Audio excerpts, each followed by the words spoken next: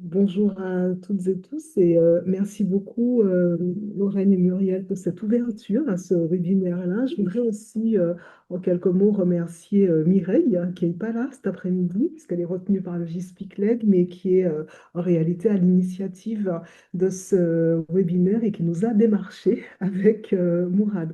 Alors peut-être juste quelques mots de présentation rapide sur nous avant de commencer. Bon, Valérie, je crois qu'on me connaît dans le projet. Je travaille sur les questions de transition. Alors, initialement, j'étais plutôt à l'échelle des exploitations agricoles. Et puis, depuis quelques années, je travaille à l'échelle du système agroalimentaire. Je suis économiste territoriale.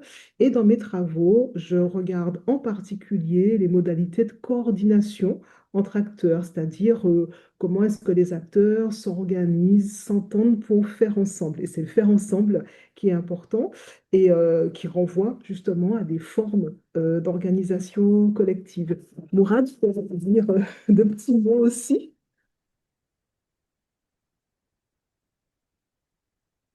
Tu es là? Alors, je vois pas tout le monde en ayant fait le partage. Il est là, il n'a pas de cycle de micro fermé, mais on t'entend pas, Mourad, pour l'instant. Est-ce que là, vous m'entendez? Ah oui. Oui, super. Parfait, désolé. Nouveau matériel. Bonjour à toutes et tous. Moi, je suis Mourad Denachi. J'avais des problèmes de micro, comme vous avez pu le voir, et je suis chargé de recherche en sciences de gestion. Et je travaille notamment sur les formes et les facteurs qui peuvent induire l'action, enfin, qui peuvent induire l'émergence de l'action collective. Notamment pour la gestion durable de la santé des plantes, mais aussi sur des questions de biodiversité et d'eau. Voilà. Et donc, avec Valérie, et suite à la demande de Mireille et des collègues je voulais vous proposer ce webinaire, auquel sont aussi associés Laure Sarr et Emma Crouzet, qui ont bien voulu tester faire les cobayes pour l'approche qu'on a proposée avec Valérie. Voilà. Tout à fait. Alors cet après-midi, on vous propose cinq temps qu'on voudra interactifs et puis on prendra aussi un temps d'échange après chacune de nos parties. D'abord, on fera un petit cadrage sur la mise en contexte des démarches, enfin de la démarche qu'on vous propose, de la méthode qu'on vous propose, donc juste pour vous permettre de resituer ça dans l'existant. Ensuite, Mourad interviendra sur la méthode qu'on vous propose et son application, donc sur le cas d'étude de la thèse d'Emma. Donc une méthode qu'il a déjà testée et qui est éprouvée sur plusieurs terrains d'études. Ensuite, on fera un temps de retour sur expérience avec Emma pour avoir son témoignage à froid. On vous dira ce qu'elles en avaient pensé à chaud. On verra si elles s'en souviennent toujours ou si c'est très discordant. On vous indiquera aussi comment nous, on a vécu l'expérience avec Mourad de manière un peu réflexive et on terminera sur la suite, quoi, sur comment on voit la suite et ce qu'on veut vous léguer. Alors, sans plus tarder, on commence ce premier temps qui fait juste, alors, il faut que j'arrive à activer ma souris, voilà, qui fait juste un petit point de rappel sur ce qu'on vous avait annoncé et puis comment on va travailler cet après-midi. Donc, effectivement, on vous avait annoncé en AG, la dernière AG en février dernier, qu'on comptait donner des clés de lecture aux porteurs de terrain de manière à permettre d'analyser ces formes d'organisation collective qui sont observées au sein de leur territoire d'études. Et pour ça, on vous proposera quelques outils. Donc, une démarche qui s'appuie sur une cartographie d'acteurs, donc vraiment un repérage, une identification d'acteurs, ce qu'on appelle un stakeholder mapping. Alors, vous verrez qu'on utilisera indifféremment le terme acteur ou partie prenante, mais il ne s'agit pas simplement pour nous de repérer, d'identifier ces acteurs, mais surtout d'analyser en fait les actions qu'ils sont prêts ou qu'ils pourraient être prêts à faire ensemble. C'est bien le faire ensemble, donc le agir collectif qui fait sens pour nous.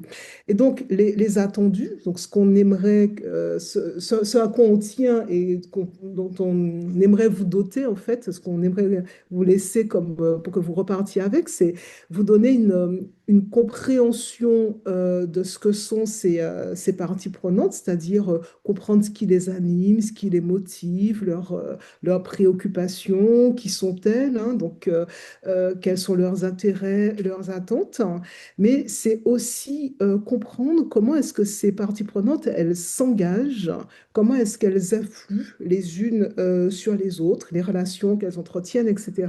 Et c'est donc finalement bien rendre compte de leur capacité d'action, c'est-à-dire cerner les ressources, on reviendra beaucoup sur ce mot, les ressources que ces acteurs détiennent et l'impact qu'ils peuvent avoir sur les territoires au regard de la problématique d'études. Alors ces ressources, elles sont de différentes natures, elles sont techniques, bon ça on le comprend bien, elles sont d'ordre cognitif également, c'est les informations, les connaissances que détiennent ces personnes. Elles sont d'ordre organisationnel, hein, qu'est-ce qui est mis en place, quel dispositif, etc. Donc on va aborder tout ça à travers le prisme analytique qu'on vous propose d'explorer. Et donc, la méthode qu'on vous propose, elle s'inspire. Alors, on va mettre beaucoup de guillemets hein, pour le terme inspiration, parce que vous verrez qu'en fait, on se focalise simplement sur le premier volet de la méthode Hardy qu'on revisite. Alors, quelques mots sur cette méthode Hardy. Je pense que plusieurs d'entre vous, soit l'ont mobilisé, soit l'ont déjà vu ou ont lu à ce sujet-là. Juste rappeler que Hardy se focalise sur la gestion collective des ressources naturelles. Ce qui est important ici, c'est ressources naturelles, donc c'est des systèmes écologiques et sociaux qui sont prioritairement étudiés, c'est-à-dire des systèmes écologiques qui sont insérés dans une société, dans un tout social. Donc, ce n'est pas des ressources naturelles pour elles-mêmes, ce n'est pas des systèmes écologiques pour eux-mêmes, mais des systèmes qui font sens à travers le prisme de l'intervention humaine. Donc, c'est quand même un parti pris et une manière de regarder et de serrer ces modalités d'action. L'autre terme qui est important là-dedans, c'est gestion collective. Alors classiquement, hein, nos disciplines, pour aller très vite, d'économie et de sciences de gestion, amènent globalement à identifier trois modalités principales d'action. On va retrouver tout ce qui est mis en place par l'État. Alors par État, exemple, des lois, des réglementations pour agir sur les ressources, les préserver, les conserver, etc. Alors, évidemment, ça donne lieu à tout un ensemble de critiques, mais c'est une modalité de faire. Le marché, alors là, on est vraiment dans une initiative purement individuelle et privée, avec les prix qui vont permettre aux agents de s'ajuster. Et puis, ben, ces ressources, tant qu'elles sont considérées comme illimitées, le prix est très faible, les mécanismes d'ajustement se font un peu de manière naturelle et singulière. À partir du moment où la ressource vient à manquer, et c'est souvent un gros défaut hein, des actions marchandes, eh bien, le niveau des prix ne permet pas toujours une gestion efficace. Donc ça, c'est aussi un gros défaut, une grosse limite qui est montrée dans la littérature. Et donc, la troisième alternative, c'est cette gestion collective des ressources, donc ce sur quoi nous, on mettra l'accent, en prenant un peu de manière caricaturale le parti de dire ben, l'État, ça marche pas très bien, le marché, ça marche pas très bien, et si les acteurs se mettaient ensemble pour gérer ce qui fait commun pour eux, ce qui fait sens commun, ce qui fait bien commun, et c'est en fait avec ce prisme-là hein, qu'on va explorer notre méthode et notre grille d'analyse. Donc l'idée, c'est de se représenter, de représenter graphiquement la manière dont ces parties prenantes s'approprient un problème et font sens commun autour de ce problème. Et c'est de regarder justement ben, le sens et la vision commune qui est donnée à partir de ce qu'on regarde et donc de la problématique d'études qui se pose sur le territoire qu'on observe. Donc Hardy, c'est un acronyme pour A qui est acteur, donc c'est l'identification des acteurs. R pour ressources. Alors, les ressources dont on parle, c'est les ressources du territoire. Ce n'est pas tellement celles que j'ai exposées tout à l'heure. C'est par exemple les terres cultivées, la faune, la flore dans un territoire, etc. Un bassin versant, bon, ça c'est dans la méthode Hardy, c'est ça les ressources. Le D, c'est les processus observés sur le long terme, processus économiques, processus écologiques, pardon, donc les dynamiques qui sont observées sur le temps. Et puis I pour interaction entre les acteurs, mais entre les acteurs et les ressources. Nous, en s'inspirant de cette méthode, on mettra l'accent spécifiquement sur le A, c'est-à-dire sur les acteurs.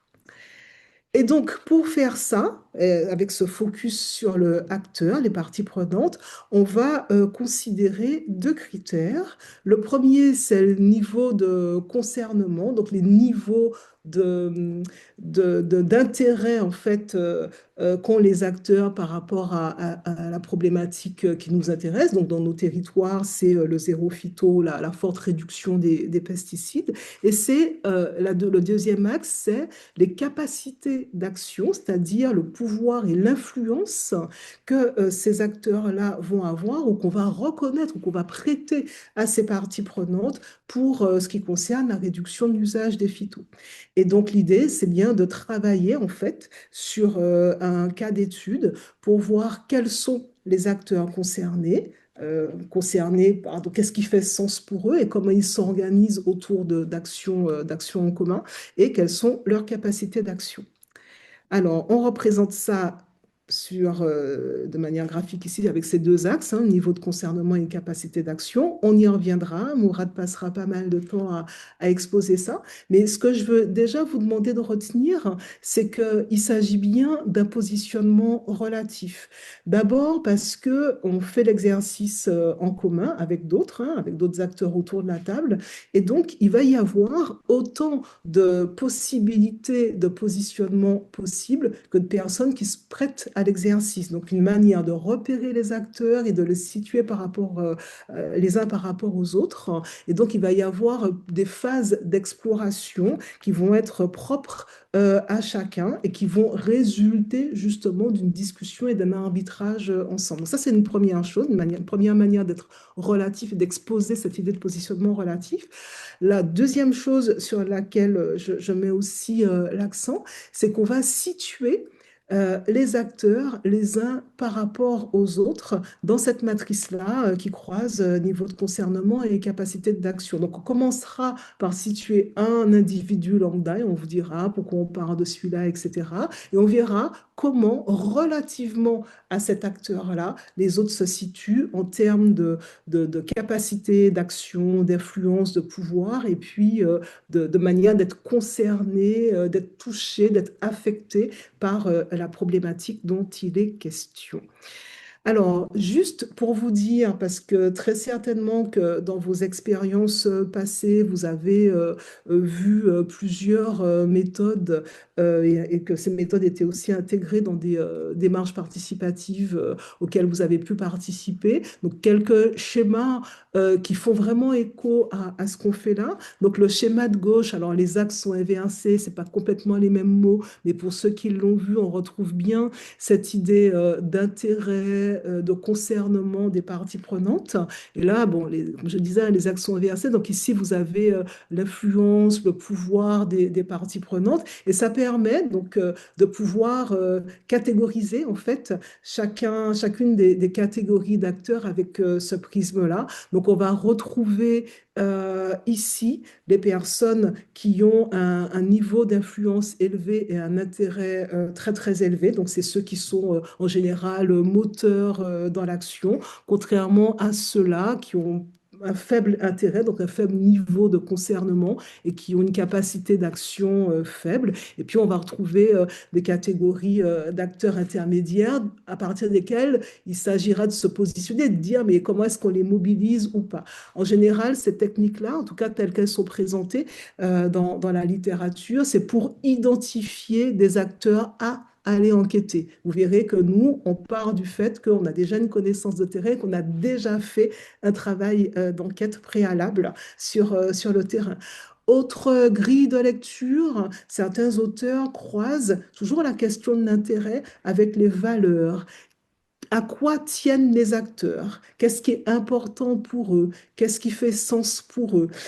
Par exemple, préserver telle ou telle ressource territoriale, s'engager dans telle ou telle action, etc. Donc voilà, on a ici un axe en abscisse qui est assez différent et qui va traiter, qui va toucher vraiment à ce qui motive les parties prenantes. Et enfin, je vous présente une grille que certainement tout le monde a déjà vue dans le cadre de Big Creative, parce que ça vient du DST, du diagnostic socio-technique produit par Marion et collègues, où on va retrouver ici, donc très proche de ce qu'on vous propose avec Mourad, donc les niveaux de concernement, donc là ici intérêt et puis la capacité d'action, donc l'influence, l'impact que peuvent avoir les acteurs dans le terrain par rapport à la problématique d'étude. Et vous voyez ici des gradients sur les axes. Les axes représentent bien toujours des gradients. Et on a cette typologie d'acteurs donc, qui est aussi dans le DST placée à l'amont comme une manière d'aller identifier des acteurs à enquêter et en se disant que, mais ici vous voyez, au croisement on a un impact important, donc une capacité d'influence importante, mais un intérêt faible par rapport à la problématique. On va considérer ces acteurs-là comme étant des acteurs latents, donc un peu en dormance, hein, qui pourraient être intéressants de mobiliser par la suite.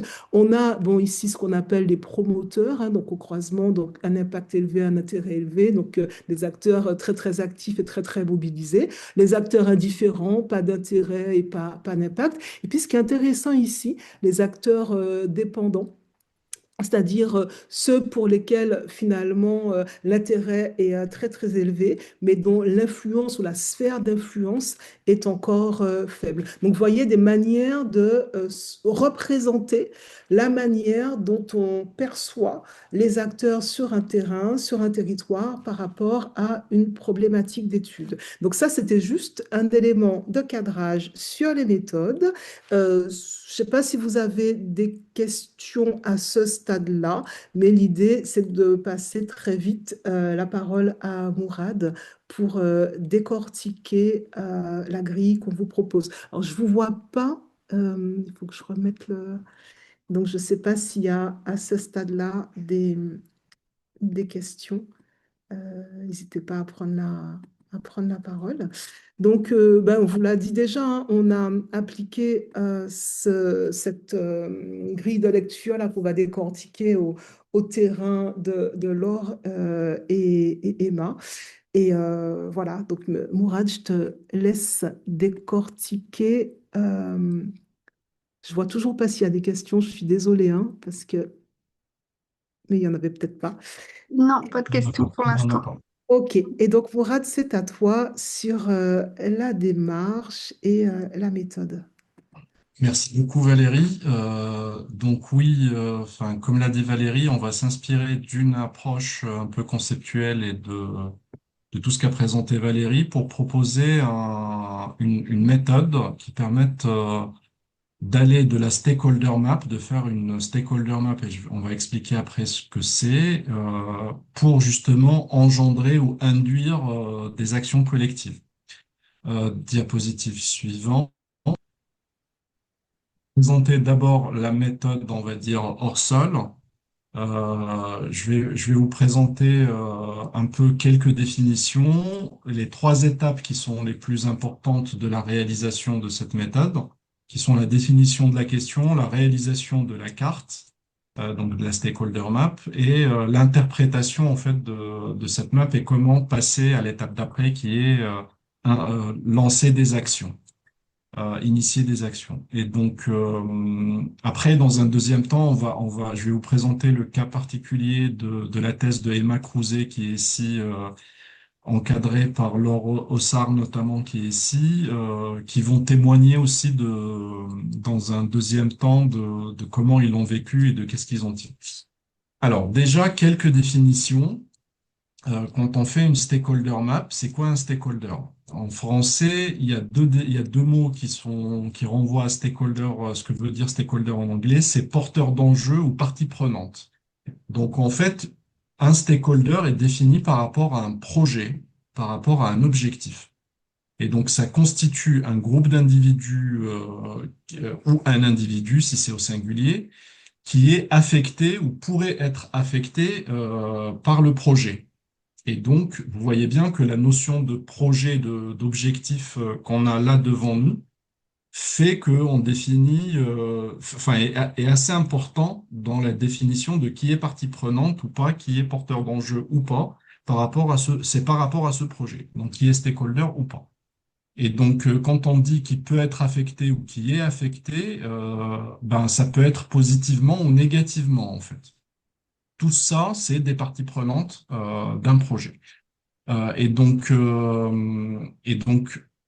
la définition de ces stakeholders est considérée comme une étape clé pour amorcer l'action collective, pour comprendre pourquoi ça avorte ou pourquoi ça démarre pas, ou voire pour redéfinir l'action collective.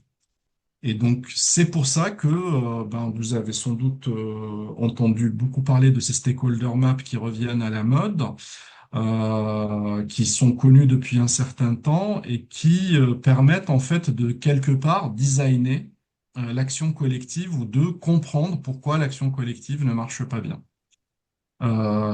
Diapositive suivante. Et donc, pourquoi on fait une carte, une stakeholder map, une carte des stakeholders? Ben, comme on a dit déjà, enfin juste avant, la définition de ces stakeholders est importante pour gérer le projet, le concevoir ou mettre en œuvre une action collective.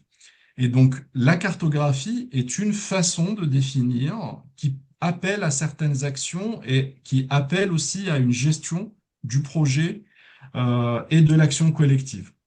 Donc, l'idée d'avoir une stakeholder map, c'est de croiser en fait la vision des acteurs, de la positionner les uns par rapport aux autres. Et les bonnes stakeholder maps, elles sont faites collectivement ou avec des gens qui ont partagé avec une diversité d'acteurs, un collectif d'acteurs.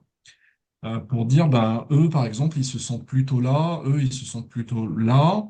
Et en fait, l'idée, c'est de croiser, de combiner des interprétations subjectives pour positionner les acteurs les uns par rapport aux autres. Donc les acteurs, les stakeholders peuvent avoir des points de vue complètement différents, mais c'est en les positionnant sur la map qu'on peut voir la diversité de points de vue, les divergences, mais aussi ce qui est commun, et à partir de là, travailler sur comment les faire converger ou comment gérer la divergence, tout simplement. Et donc, l'élément clé d'une stakeholder map, c'est les critères qui vont guider cette map. En gros, c'est qu'est-ce qu'on met en abscisse et qu'est-ce qu'on met en ordonnée. Alors, il existe une diversité d'approches, de façons de faire les stakeholder maps. Valérie en a montré au début, il y en a qui renvoient à des valeurs, il y en a qui renvoient à d'autres choses. Donc, par exemple, là, je vous ai cité certains retiennent par exemple la légitimité et le pouvoir. Qui a le pouvoir, qui n'a pas le pouvoir, qui est légitime pour exercer le pouvoir et qui n'est pas légitime. Ça donne un éclairage et ça permet de designer l'action et de la mettre en œuvre aussi de façon particulière. Dans d'autres concepts et d'autres types de stakeholder map, ben, il y a l'idée de qui est neutre, qui est négatif par rapport au projet et qui est positif, etc. Il y a plein de méthodes.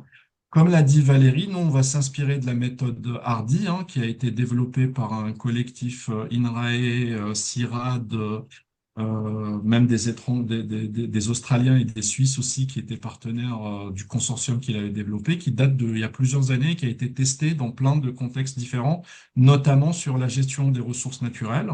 Mais comme l'a très bien dit Valérie, nous, on s'inspire de ça, mais on va pas faire la même chose. On vous propose une autre grille. Et donc, c'est de positionner, de faire la carte des acteurs en regardant deux variables.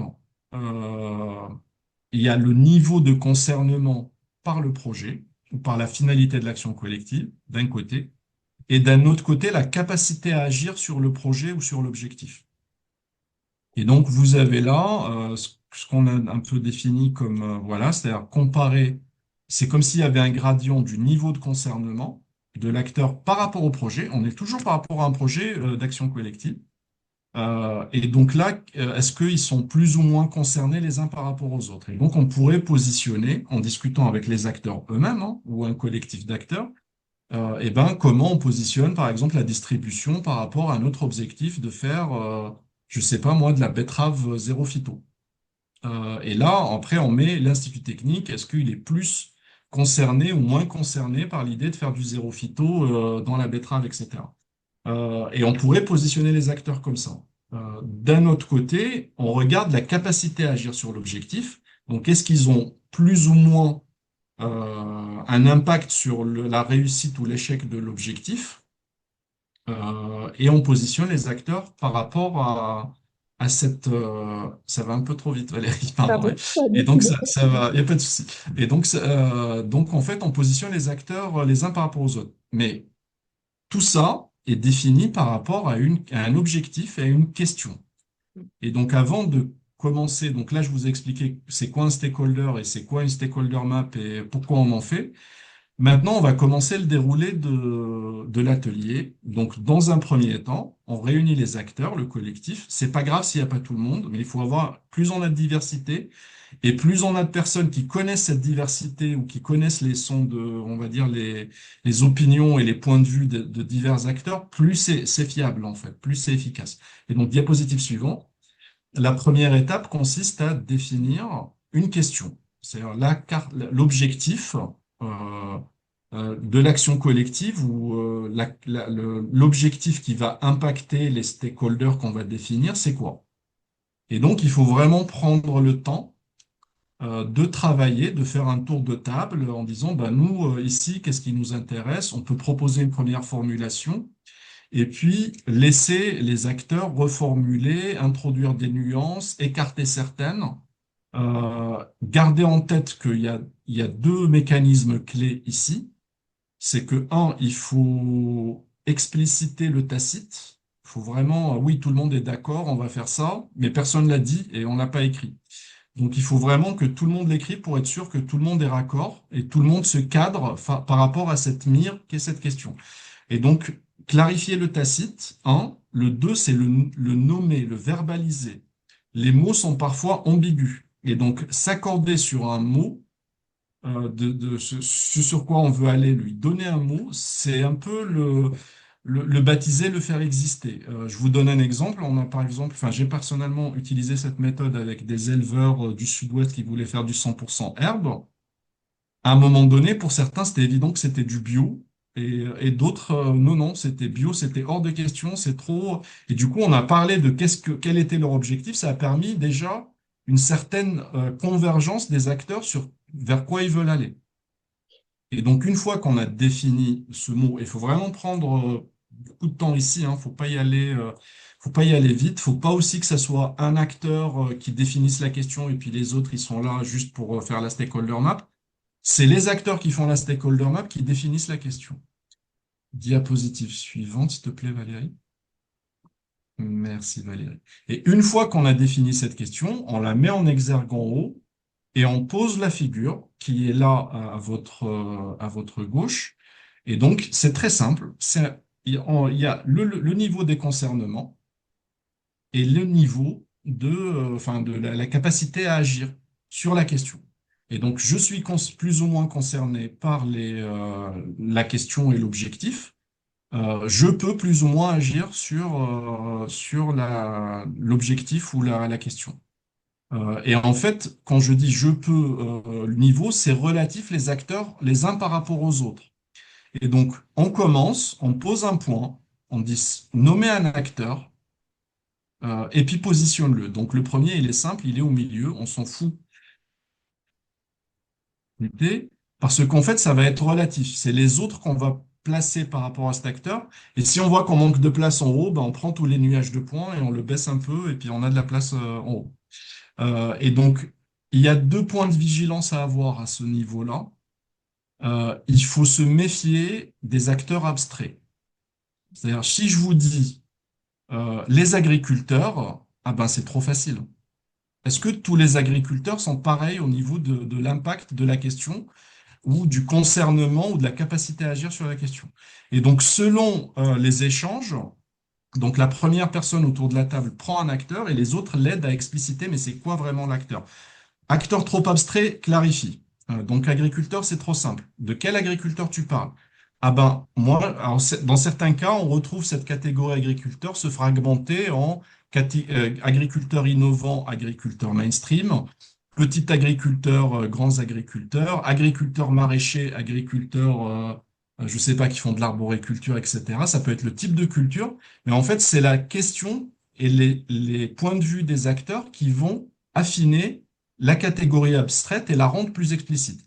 Bien évidemment, on ne va pas jusqu'à un degré d'explicitation ultime, hein. L'idée, c'est d'avoir un truc intermédiaire qui évite un peu la catégorie trop large fourre-tout qui biaise les nuances, enfin qui efface les nuances. Et d'un autre côté, on ne va pas aller jusqu'à dire Jean-Michel Dugenou, il est là. Le 2, c'est Martine Tartampion, etc., etc. Là, c'est trop explicite. On ne veut pas gérer en fait, et donc explicité. Et donc, une fois que la première personne a donné un acteur et qu'il est positionné sur la map, personne suivante propose un acteur et on le positionne ensemble sur la map. Et donc, la première personne qui a proposé le positionne, et puis les autres disent je suis d'accord, je suis pas d'accord, on discute, et puis on arrive à un agrément collectif sur oui, oui, finalement, ben oui, l'INRA sur le zéro pesticide, elle est hyper concernée, mais est-ce que c'est elle vraiment qui va agir sur la question? Non, c'est plutôt moins que l'agriculteur. Voilà. Donc on a à la fin une sorte de figure qui montre ben, le positionnement des acteurs les uns par rapport aux autres, donc des acteurs qui sont opérationnels, qui sont assez fins mais pas trop détaillés, enfin qui sont cartographiés par rapport à ce niveau de concernement et d'action, et de capacité d'action. Diapositive suivante. Merci Valérie. Et donc, faut pas trop se prendre la tête en fait sur la cartographie et sa justesse. L'idée, c'est d'avoir à l'échelle du collectif quelque chose qui nous paraît tenir la route. Le tenir la route étant subjectif. C'est-à-dire, on pense que là, on a bien interagi, qu'on a pensé à pas mal de choses. L'idée, c'est pas d'être exhaustif. Et l'idée, ce n'est pas d'avoir, enfin, la carte, elle peut être infinie. On peut y passer une journée. C'est pas l'objectif. Là, l'idée, c'est de passer moins d'une demi-journée sur cet atelier et de distinguer, en fait, des pistes pour lancer des actions. Donc, la cartographie exhaustive, complète, exacte, c'est un faux ami. Ça va vous stériliser, ça va vous prendre la tête. En fait, l'idée, c'est de voir des quelques actions à la fin qu'on a fait la map et qu'on s'est accordé, d'avoir une vision relativement partagée sur comment ça marche et qui sont les relais, et de lancer, actionner des relais pour initier de l'action collective. Donc, essayer de faire le truc le plus exhaustif ou le plus juste, ça va vous stériliser, en fait. D'un autre côté, la stakeholder map, enfin, elle est très vite has-been, en fait. C'est-à-dire que les acteurs et leur positionnement évoluent. Vous regardez, je sais pas, le consommateur lambda, il y a 10 ans, il était totalement mal, etc. Aujourd'hui, ça a changé. Vous avez plein de questions, en fait. En gros, les enjeux changent, les acteurs changent. Et là, on va faire juste une photographie du mouvement qui traverse les acteurs. Et donc, c'est fait pour initier des actions, pas dans 10 ans, là, maintenant, pour faire pousser un peu le système, en fait. Et donc, n'essayez pas de chercher la carte exacte. Ne prenez pas comme écrit dans le marbre la cartographie que vous allez partager et la représentation que vous avez, mais contemplation et lancer à la suite, dès qu'on a fini la stakeholder map, se dire, OK, et du coup, qu'est-ce qu'on fait? Et transformer cette carte en un outil d'action ou de décision, en fait. C'est là le seul intérêt de ces cartes-là, Mais par contre, c'est un intérêt, voilà, c'est comme certains produits frais à consommer vite. Voilà. Diapositive suivante. Merci Valérie. Et donc, une fois qu'on a cette stakeholder map, il va falloir parler de stratégie, de tactique et d'opération à mener. C'est vraiment l'étape clé. C'est-à-dire, une fois que vous avez fini, c'est là où il y a plus de boulot, en fait. Et donc, la stratégie, enfin, je ne sais pas si vous êtes comment de ce triptyque-là, stratégie, tactique, opération, mais on dit que pour toute action collective, il y a trois niveaux imbriqués qui sont interdépendants. Et donc, ces trois niveaux, c'est comme un peu une pyramide qu'on construit. Et donc, tout en haut, nous avons la stratégie. C'est la direction, l'objectif vers lequel on va aller, quoi. Donc là, l'objectif, par exemple, si je prenais la métaphore du football, c'est de gagner le match et donc marquer des buts. OK? À partir de là, ça se fait pas tout seul. On a des opérations derrière. Donc il faut ne pas encaisser ne pas encaisser de but, respecter le règlement de la FIFA, etc., etc., etc. Être 11 sur terrain, etc. Entre les deux, il y a ce qu'on appelle la tactique, c'est une sorte d'enrôlement, c'est qui fait quoi? Qui fait quoi pour atteindre entre les opérations et l'objectif final collectif qui est la stratégie définie en fait.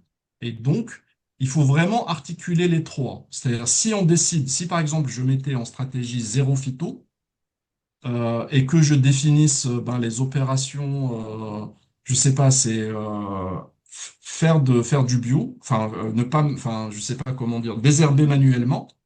Si je définis pas la tactique, c'est OK, mais qui fait le désherbage manuel, quel marché, quels acteurs, quels outils, etc. Donc en fait, il y a à la fois des questions de objectifs à définir, c'est la stratégie. Il y a des opérations, il faut pas croire que l'intendance suivra, c'est l'erreur stratégique de base. L'intendance est cruciale pour définir la stratégie. Donc les opérations, c'est important. C'est quelles sont les ressources d'information, les ressources à disposition pour atteindre la stratégie. Et entre les deux, il y a la tactique qui est qui fait quoi dans le collectif pour que l'intendance et la stratégie matchent. Diapositive suivante. Et donc là, je vous donne quelques exemples. Un exemple qu'on a fait récemment dans un projet européen, c'était sur l'application de la directive Sud qui consiste à réduire les pesticides et à favoriser l'IPM, donc l'Integrated Pest Management. Et donc, on a travaillé avec des experts et des chercheurs de 27 pays européens dans le cadre de ce projet. Et la question qu'ils ont définie, c'est en rouge, c'est la stratégie qu'on a mis en haut de la stakeholder map. Et donc, on a défini, c'était ça, donc c'était réduire les risques et impacts des pesticides et en promouvant l'IPM pour réduire la dépendance aux pesticides, qui était un peu quasiment mot à mot la phrase qui était écrite dans la directive 2009 de l'Union européenne sur les pesticides. Et après, quand on a fait la stakeholder map à l'échelle de voilà 27 pays, et ben en fait, on a pu identifier des groupes d'acteurs qui étaient reliés par des leviers. Et donc, nous avons identifié le levier du policy making, hein, de faire des nouvelles politiques publiques ou des nouveaux instruments de politique. Et là, en fait, on voyait vraiment les relais dans les acteurs, y compris certains agriculteurs qui servaient parfois à contribuer à la conception de ces nouvelles politiques. On a identifié aussi des leviers de diffusion de connaissances qui existaient mais qui n'étaient pas assez reconnus et qui permettaient de réduire la dépendance des pesticides, et aussi des choses du type les médias, parce que voilà, dans les acteurs, à un moment donné, beaucoup de participants ont dit oui, mais en fait, ce que dit la presse, ce que pense le citoyen, ce que disent les médias est important pour ce qui est de braquer certains acteurs ou de les inciter à changer. Et donc là, il y avait quelque chose qui est de produire une bonne pression sociale qui pousse les acteurs. Et bien évidemment, on avait identifié aussi des leviers de filière. C'était un peu, ça peut paraître comme ça évident, mais l'avantage de la stakeholder map, ça nous a permis, d'identifier pour chacun de ces leviers les acteurs qui devaient être impliqués sous risque de mettre en échec ce levier, Et d'un autre côté, on a identifié aussi l'aspect multi-levier tournant, et notamment, par exemple, les agriculteurs, enfin, il y avait des associations d'agriculteurs qui pouvaient contribuer à plusieurs leviers. Et donc, fallait les déployer, mais sans les surpâturer quelque part, sans les surmobiliser, mais du coup, fallait dire, OK, si on devait les mobiliser, on les mobiliserait en priorité sur quoi? Et donc, ça a donné des idées comme ça. Et après, derrière, se sont créées aussi des opérations concrètes qui étaient liées à de l'identification des ressources existantes et à des manques de ressources. Et donc, par exemple, je ne vais pas tout vous détailler, là, c'est un exemple. Rapidement, sur le policy making, on s'est rendu compte que dans chaque ministère, dans chaque pays de l'Union européenne, il y avait des experts et des cadres qui réfléchissaient à des instruments, mais qui étaient déconnectés les uns des autres. Et donc, on a décidé de se dire, mais chacun a des ressources que des autres ont besoin. Et ben, pourquoi on ne ferait pas une communauté d'échange de ces experts pour partager leurs GSEC, leurs points de vigilance, mais aussi leurs bonnes recettes ou les trucs qui marchent. Et donc, voilà, ça vous donne un exemple de comment on fait la stakeholder map. Une stakeholder map, c'est une méthode parmi d'autres, hein, mais voilà, on vous l'a présenté. Et puis derrière, de comment on l'instrumente dans un atelier qui dure moins d'une demi-journée et de ce qui peut en sortir. Voilà sur cette partie, on aura un temps d'échange après sur des questions. Et donc après, pour ce qui est de la mise en œuvre d'Ambi-Créative, on remercie beaucoup Valérie et moi, Emma Crouzet, qui a pris le temps de travailler avec nous malgré sa thèse et tout son agenda chargé pour travailler avec nous sur cet exemple-là, de tester cet atelier avec Laure Rossard et ses deux encadrantes aussi, qui sont à remercier tout aussi vivement. Et donc là, je vais vous présenter rapidement comment ça s'est passé dans le cadre de la thèse d'Emma. Et puis après, Emma et Laure pourront me contredire, compléter mon propos et voire même amener leur témoignage sur comment ça s'est passé et qu'est-ce qu'ils en tirent, les points positifs et les points négatifs. Donc, diapositive suivante. Donc voilà, comme je vous l'ai dit tout à l'heure, c'est par rapport à une question. Et dans le cadre de la thèse de Emma, on avait pris quand même une bonne partie, pour dire plus du tiers, voire la moitié entre le tiers et la moitié de l'atelier, à définir cette question. Et Plus c'était que ça, vraiment, c'était pardon? quasiment 2 heures. Ouais, voilà.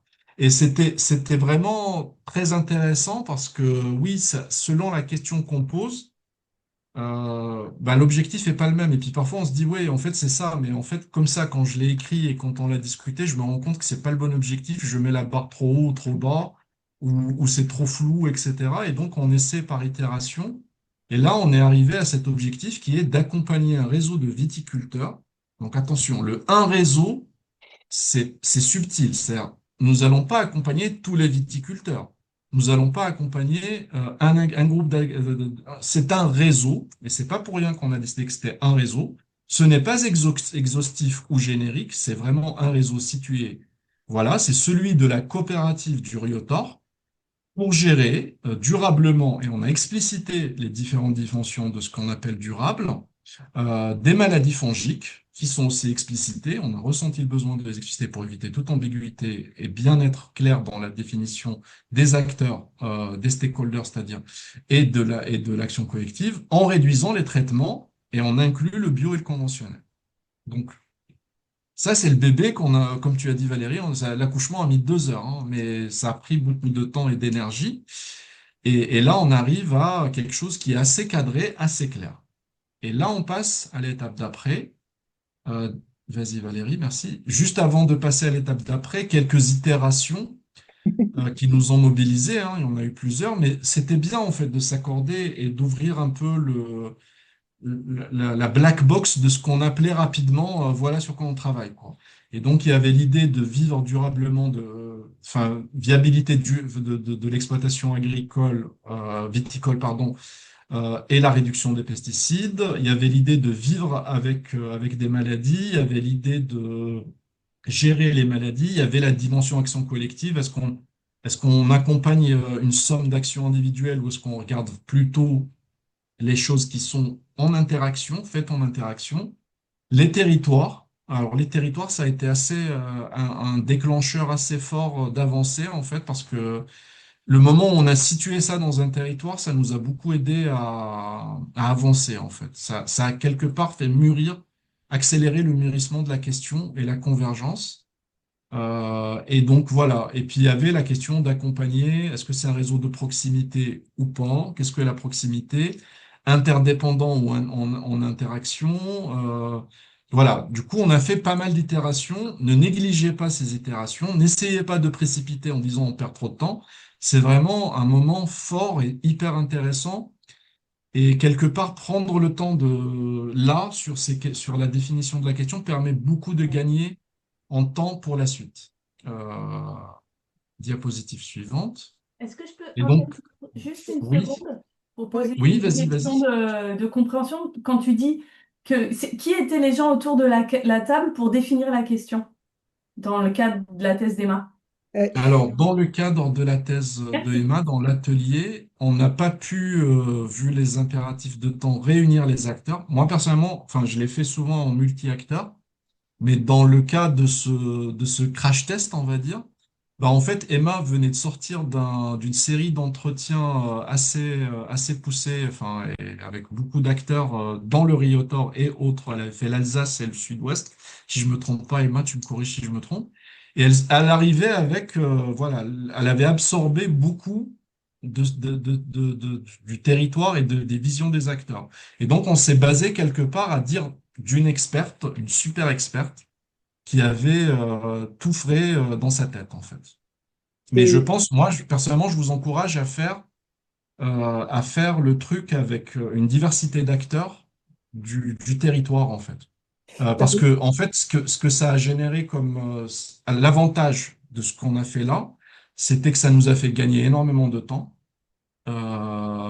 C'est-à-dire, si on avait attendu qu'on réunisse tous les acteurs, etc., il aurait fallu plusieurs doodles et on n'aurait peut-être pas réussi à avoir tout le monde autour de la table. Mais avec Emma qui a fait quelque part l'absorption de toutes les visions, points de vue des acteurs et qui après est venue nous restituer, on a gagné du temps. L'inconvénient, c'est que Emma, ça a été extrêmement énergivore et enfin, en gros, voilà, Emma, elle a été habitée dans cet atelier par les esprits de 40 personnes, de 40 acteurs, quoi. Et je pense que du coup, moi personnellement, je ne recommande pas de refaire ça parce que je pense que déjà nous, on était fatigués, mais je sais pas comment Emma a tenu. Mais voilà, Emma pourra témoigner après. Oui, oui, tout à fait, Marion, et merci d'avoir mis l'accent là-dessus, hein. Vous verrez dans la partie témoignage que, en tout cas, à chaud, c'était quelque chose qui était ressenti. Je ne sais pas, Emma, comment tu réagis aujourd'hui, mais en effet, le crash test, puisque c'était un crash test, on l'a fait un peu en zone de confort avec Laure et Emma, dont je dois dire que quand on tâtonnait pour identifier les outils méthodologiques qu'on allait vous proposer, on avait déjà mobilisé Laure et Emma et leur terrain pour tester en fait déjà une autre approche conceptuelle. Donc effectivement, on les a beaucoup fatigués, c'est ce que je voulais dire, et qu'on n'a pas du tout fait grandeur nature, donc tel que Mourad a l'habitude de pratiquer en fait l'application de cet outil, quoi. Donc effectivement, elles étaient deux. Voilà, mais c'était le crash test. Ok, merci pour la précision. Et du coup, Mourad, si tu devais faire le parallèle avec d'autres situations où tu l'as fait avec un collectif multi-acteurs, là, dans le cadre de la thèse d'Emma, il aurait fallu que qui soit autour de la table pour qu'elle ne soit pas plusieurs à l'intérieur de sa tête. Et il aurait fallu, enfin, enrôler une diversité d'acteurs concernés par l'action ou qui est dans le territoire, en fait. C'est-à-dire, Par exemple. on part d'un a priori, on dit on voudrait réfléchir à un truc d'action collective sur cette question. La question, elle est démoulée trop chaude à ce moment-là, hein. C'est-à-dire, elle est large et mal fagotée, mais on va la préciser ensemble si vous pensez que j'ai fait un impair, voilà. Et là, faut inviter. Et en fait, faut encourager les acteurs à s'auto-enrôler. C'est-à-dire, est-ce que vous pensez qu'il nous manque quelqu'un autour de la table si on fait comme ça? Et là, en fait, il dénonce, il propose, voire parfois il dénonce des gens en disant, alors, si on fait ça et sur cette question-là, si on n'a pas l'agence de l'eau, ça sert à rien. Et donc là, on réinvite. Et une fois qu'on a à peu près un pool, on lance. Et encore une fois, faut pas essayer d'avoir tout le monde. Faut prendre ce qu'on a. Faut prendre ce qu'on a, mais plus on a de diversité d'acteurs, plus on est bien, plus c'est efficace. Et on est d'accord que les gens qui sont autour de la table, potentiellement, ils sont sur la liste des numéros et on va Tout le à fait, faire positionner par leurs petits copains en direct. tout à fait, tout à Parfait. fait. Tout à fait. Par contre, voilà, de même qu'il faut éviter l'acteur abstrait qui est flou et qui appelle à aucune action. Il faut éviter, oui, la vie personnelle. Enfin voilà, quand on invite quelqu'un, il n'est pas là pour se positionner personnellement sur la map. On est là pour positionner des groupes d'acteurs. Et donc, oui, il peut dire, moi et les gens qui sont d'accord avec moi, on a plutôt ce profil, on fait plutôt ce métier et on pense que, ok. Mais je pense qu'il faut toujours essayer de pousser la personne à pas parler au nom de soi pour éviter d'avoir quelque part un lobbyiste qui vient et qui vous fait fout en l'air l'atelier en parlant de ses opinions personnelles. On n'est pas là pour parler voilà, d'orienter un peu le truc avec ses opinions personnelles. On est là pour partager les différents points de vue, les poser sur une carte et avancer. Ouais, on parle vraiment des rôles et fonctions telles qu'elles sont vécues effectivement par les individus, quoi. C'est ça. C'est bon, Marion? Est-ce qu'il y Parfait. a d'autres... je crois pas. Question? Et donc, en fait, là, dans le cadre de la thèse de Emma, avec cette question qu'on a remis en haut, ben, on a fait des tours de table entre Emma et Laure. Et en fait, ça a donné ces acteurs-là. Et donc, vous voyez, par exemple, technicien de la coopérative, on a tout de suite dit, ouais, mais c'est trop abstrait. Et donc, on a mis la technicienne qui est quand même administratrice de la coopérative, qui a quand même un rôle dans l'action collective locale assez importante, parce qu'elle connaît enfin, plein d'agriculteurs, qu'elle gère les circuits d'information, etc., et qu'elle a un rôle en gros subtil, qui est distingué de l'acteur numéro 7, qui est les technico-commerciaux de la COP, et qui, eux, font que de la distribution de traitements, par exemple. Vous voyez un peu la différence, les subtilités. Et donc, il y avait, pareil, sur les agriculteurs, on avait les agriculteurs investis dans la COP, on avait des agriculteurs avant-gardistes, etc., etc. Et donc, on a positionné des acteurs, ces acteurs-là sur la map, diapositive suivante, les uns par rapport aux autres, en commençant par cette technicienne administratrice de la coopérative, et ça nous a donné ça.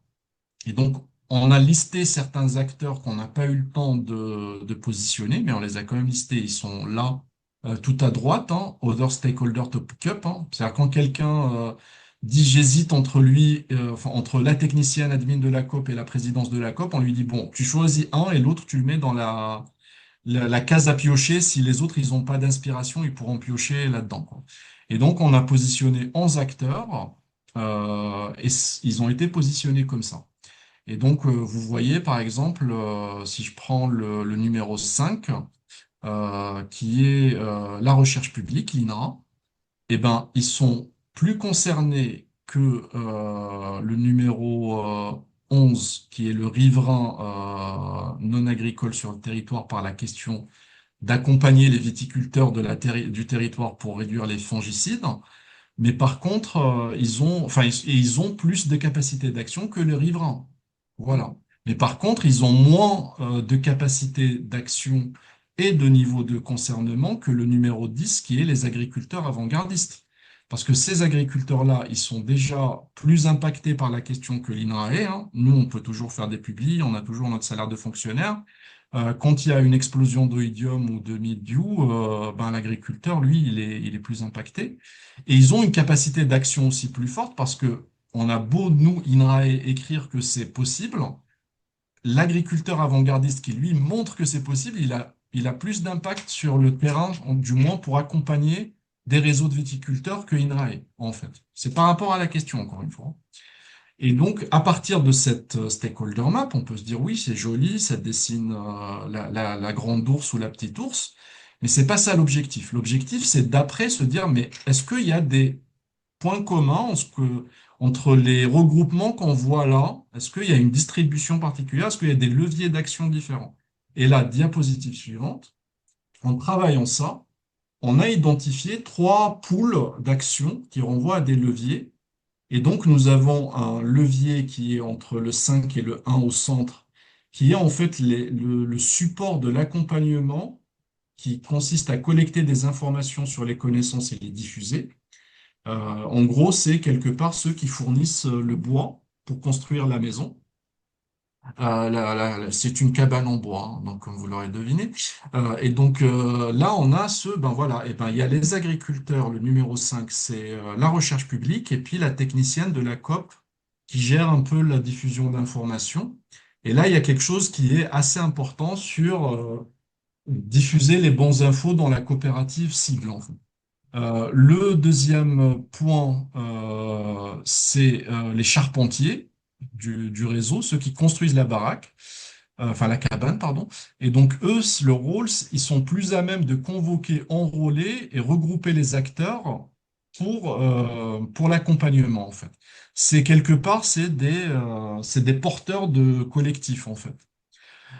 Et c'est marrant, ils sont apparus spontanément en haut, tout à droite, en fait. Alors qu'au centre, en fait, c'était surtout ceux qui faisaient les références et qui diffusaient l'information, voilà. Et donc, on a le fournisseur de bois, on a le charpentier, et en fait, en bas, on a des acteurs qui sont hyper forts en termes de capacité d'action, mais qui n'ont pas de niveau de concernement aujourd'hui important.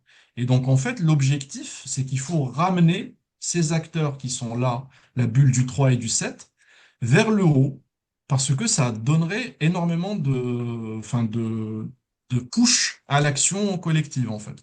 C'est ça que nous apprend la carte dans le cas de Emma, en fait. Et ces acteurs, le 3 et le 7, hein, je vais les énoncer. Le 3, c'est le gestionnaire de la qualité des eaux, donc le PDTB. Et le 7, c'est les technico-commerciaux de la COP, qui sont les distributeurs de traitement. Et en fait, ces acteurs-là, ils ont énormément de rôles sur les traitements, mais par contre, il faut les connecter au collectif qui essaie de réduire sa dépendance des pesticides, et il faut aussi les nourrir avec des référentiels et des informations qui sont dans la bulle au centre, en fait. Et donc, c'est ça que nous a appris ce travail de cet atelier-là, enfin de cet atelier avec cette question et avec Emma. Vas-y Valérie, diapositive suivante. Et donc, on va passer maintenant à une partie témoignage et je te passe la parole, Valérie. Oui, alors avant qu'on ne fasse la partie témoignage, peut-être que vous souhaitez revenir sur l'exemple, son application ou discuter en fait les choix qu'on a fait, parce qu'après on est en mode, voilà, on va vous dire ce qu'on en a pensé, on va laisser Emma s'exprimer, mais je sais pas, alors je vais remettre mieux le trombino. Il y avait une question dans le chat par Ok. Olivier qui était assez intéressante, mais plutôt sur la méthode d'eau. Je sais Ouais, pas si vous arrivez à la voir ou si vous voulez que je la lise. Oui, oui, ouais. oui. Je peux la lire, hein. Donc, en fait, Olivier, merci de ta question. Tu disais que les deux variables concernement et capacité d'action semblent assez liées. Et oui, ça peut être lié, mais l'expérience montre que ça peut aussi être pas lié, en fait. Et l'exemple, voilà, un acteur qui est qui a une grande capacité à agir sur une question peut ne pas être concerné par l'objectif de réduire les phytos, Mm. voire même avoir un objectif antagoniste, tu vois, à la question qui est posée, en fait. Ce que la Et question, ouais, ce que la question que tu soulèves montre, c'est qu'effectivement, il y a un processus dynamique qui s'établit au cours du temps entre intérêt et action. En fait, j'agis parce que je suis motivée, que j'ai un intérêt à agir, et plus j'agis, ben, effectivement, je suis en capacité de faire monter mon intérêt. Et en réalité, dans la manière dont on mobilise hein, ces grilles, donc c'est celle que j'ai présentée au tout début, là, avec la matrice en 4 cases, il y a effectivement cette idée de se dire, mais quelle partie prenante on va intégrer, lesquels on va réellement mobiliser. Et l'idée est justement de dire que ben, ceux qui, à l'origine, n'ont pas un intérêt élevé, mais une forte capacité d'action, eh ben, ceux-là, c'est peut-être, ils sont latents, ils sont en dormance, mais peut-être qu'on peut en faire un levier si on arrive à infléchir. Donc, tu as complètement raison que dans le temps, les choses se construisent ainsi et coévoluent. Mais à l'origine, ce qu'on fait, puisque c'est une cartographie et que c'est une photo à l'instant T, ben, l'idée, c'est bien de différencier ces deux niveaux pour justement identifier là où sont les leviers.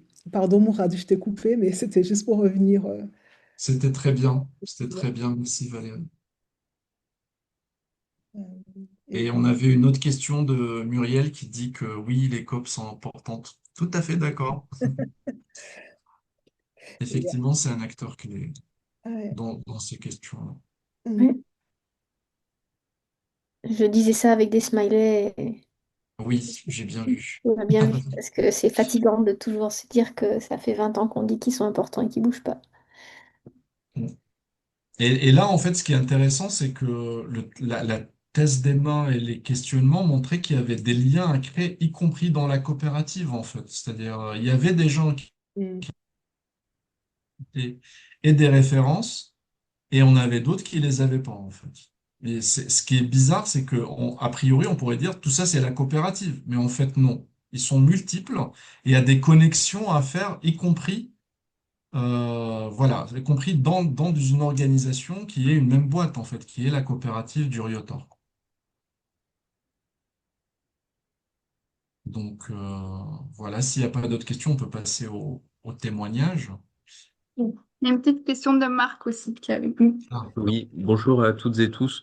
Euh, je, je me suis fait la réflexion là pendant la présentation et vous êtes revenu là-dessus sur le fait que bah, effectivement la carte c'est une photo à l'instant T, alors qu'en fait il me semble que dans ces dynamiques d'action collective il y a quand même deux dimensions importantes du territoire qui sont le temps et l'espace.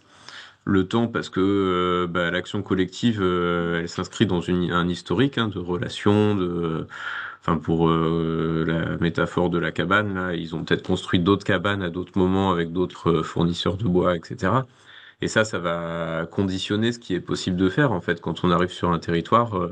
Il s'est passé des choses avant, il y a eu des choses qui ont marché, d'autres qui n'ont pas marché, des conflits, des gens qui veulent pas se parler, on ne sait pas pourquoi. Il y a des gens qui travaillent en Corse, qui connaissent ce genre d'histoire. Et il y a aussi l'espace parce que bah, spatialement, il peut y avoir des synergies, des rapprochements entre acteurs qui rendent les choses plus faciles aussi.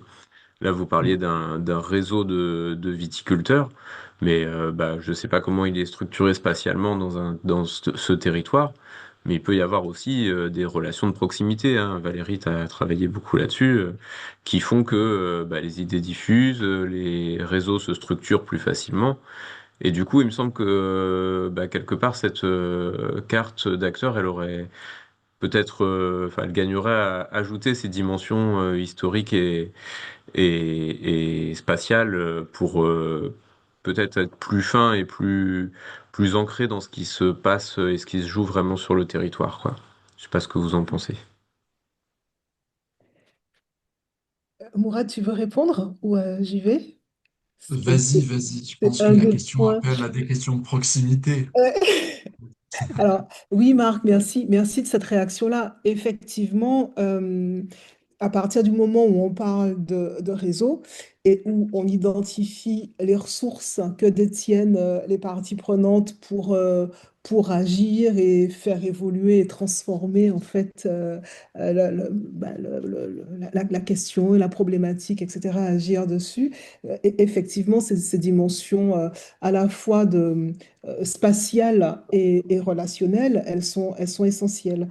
Euh, En fait, là où la cartographie est intéressante, mais effectivement, alors le bémol, c'est que ce n'est qu'une photo à l'instant T. Là où elle devient intéressante, à mon sens, c'est qu'elle amène chaque fois à devoir préciser de manière très très fine ce sur quoi on met l'accent, y compris quels aspects spatiaux sont importants et dont on veut tenir compte. Et tu vois, là, quand on a fait cet exercice de maïeutique avec Emma, la coopérative du Riotor était en fait un implicite dans sa tête. Elle ne l'a pas dit tout de suite. Et elle nous avait dit un réseau de proximité. Oui, mais c'est quoi, c'est qui? Ah oui, c'est l'Oriotor. Donc en fait, cette dimension spatiale, elle y est. C'est les agriculteurs impliqués dans le territoire du Riotor. Alors moi, je ne sais absolument pas ce que ça veut dire, ce territoire, mais en tout cas, pour Emma et les personnes qu'elle a fait parler à travers elle, il y a une identité territoriale forte à travers le Riotor. Et donc, il y a effectivement des implicites, puisque ce n'est pas complètement un hasard si elle identifie la super technicienne administrative de la COP, et c'est l'administrative de la COP, c'est pas les autres. Et ça avait du sens, tu vois, de distinguer. Donc, effectivement, cette technicienne, alors, Emma, je parle sous ton contrôle, mais il y avait un historique aussi, à la fois de relations, de connaissance du territoire, d'identification des agriculteurs dits innovants, etc., etc. Et tu vois, tout ça est contenu, en fait, parce que c'est le territoire du Riotor, au sens de, c'est le territoire qui fait sens commun du point de vue de cette action-là de la réduction de phyto. Et c'est pas le territoire du Riotor au sens large, quoi, dans son découpage institutionnel, c'est ça que je veux dire. C'est ce territoire-là au sens de consortium de parties prenantes agissant ensemble en vue d'arriver à un objectif finalisé. Et donc, Ok. ça contient bien ces dimensions. Bon, mais comme c'est nous qui relatons, on est de fait moins précis et moins bon que Emma ou Laure sur tu vois, sur la manière de restituer. Mais c'était le jeu, hein. On avait dit qu'on ne les mobilisait pas, donc on ne les mobilise pas là. Donc j'espère qu'on ne vous fait pas trop offense à toutes les deux dans la manière de restituer. Mais voilà. Non. Oui, en fait, enfin, juste pour compléter, en fait, Marc, tu vois, si on pose vraiment la question de manière, enfin, à essayer d'éviter tout non-dit, tout implicite, et tout en essayant de tourner vers l'action, les dimensions spatiales et temporelles émergent spontanément. Si elles émergent pas, c'est que le truc est un peu, voilà. Parce que de toute façon, l'action est temporelle, enfin, est située et du coup, ces questions-là vont arriver en fait. À un moment donné, c'est qui concrètement, qui on va contacter et quand et comment, quoi. Et donc ça, ils sont situés dans l'espace, ils sont situés dans le temps. Il y a juste une subtilité sur le temps quand tu parles, enfin, sur l'espace, je suis d'accord sur le temps. Il y a parfois besoin de lécher certains objectifs ouverts, en fait. Dans certaines questions, on a une deadline, on dit, bah, OK, la stakeholder map, elle est par rapport à, je sais pas, atteindre tel objectif, je sais pas, les JO de Paris 2024, par exemple, qui pourrait être un objectif. Si ça dure après 2024, c'est mort. Mais par contre, il y a certains enjeux où il faut laisser l'intervalle temporel libre et quelque part, ouais, laisser un peu le truc libre. Donc il y a cette subtilité sur l'intervalle temporel que j'ai pas vu, ouais, enfin qui est voilà parfois à laisser. Après sur la question d'espace, il y a eu des cas aussi où en animant en fait le périmètre spatial générait des exclusions que les acteurs n'ont pas souhaitées. Par exemple, voilà, le coup des éleveurs dans le sud-ouest qui voulaient faire du 100% herbe, ils voulaient le faire en local.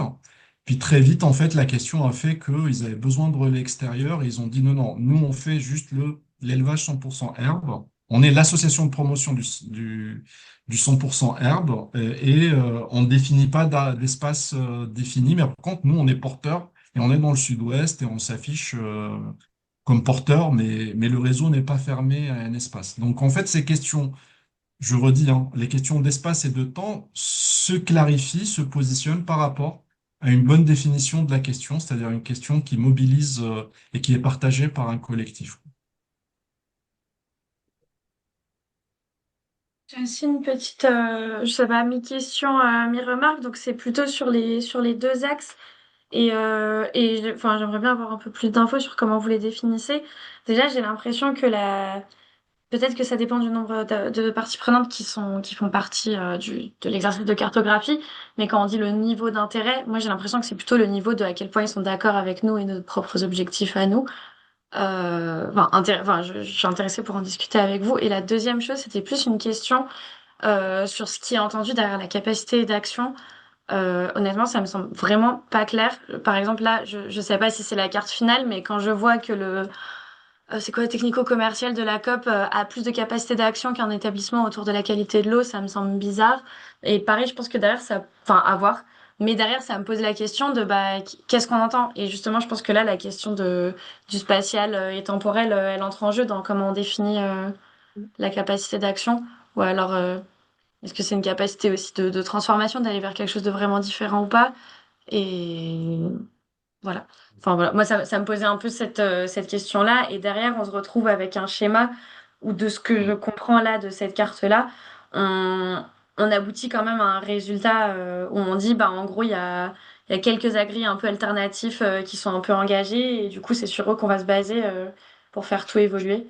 C'est un peu, en tout cas, la sensation que ça me donnait. Donc, c'était un peu toutes ces questions-là que je me posais. Et du coup, sur comment vous définissez les axes pour que je comprenne un peu mieux comment vous placez les gens derrière.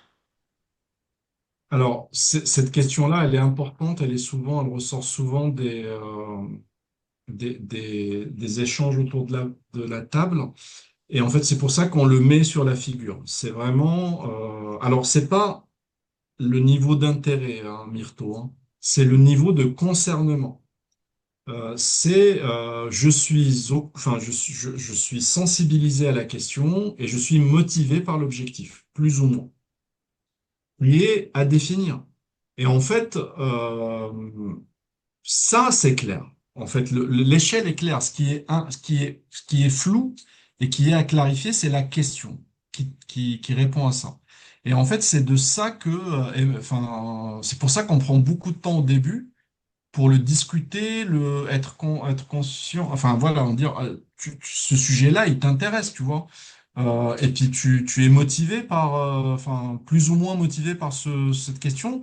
C'est ça qu'on essaie de voir, en fait. Est-ce qu'ils sont motivés, concernés et motivés par la question, en fait. Alors, ils peuvent être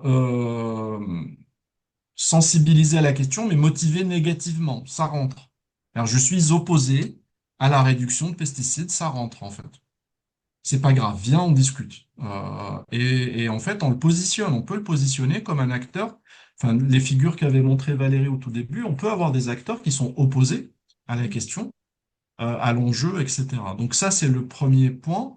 Le deuxième point, c'est la capacité d'action. En fait, à la limite, si tu veux, à partir du moment où tu as un collectif qui est d'accord pour dire oui, on en a parlé tous ensemble et on pense que lui, il a plus de capacité d'action que d'autres et que les autres, ils sont là enfin, les deux parties prenantes sont autour de la table.